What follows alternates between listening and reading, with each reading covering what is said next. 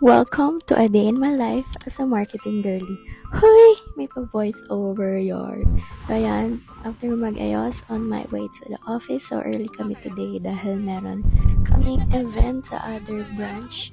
And, ayan, drive-thru na kami for our breakfast along the way para may energy kami lahat since tuloy-tuloy na to.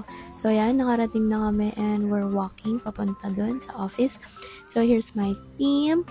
And, nag-start na yung mass. And after that, na-bless na yung office. Then, sunod niyan is the ribbon cutting. So, yan na yung clip ko. Kasi nga, medyo naging busy na din. So, here's a short dance break brought to you by Joamay Rivera. So, yan. Subscribe kayo guys sa YouTube channel niya. So, after that, syempre, work, catching up with the emails, and nagkaroon kami ng short bonding with the other branches since minsan lang naman kami halos magkakasama lahat. So, after that, wrap up na. Actually, paalis na kami niyan kasi biglang nagkayaan mag-coffee. So, here we are sa Cafe Dia.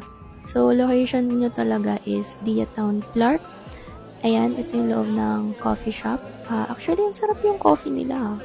Ito nga pala order ko, the caramel macchiato. After that, quick tambay lang sa labas and TikTok lang.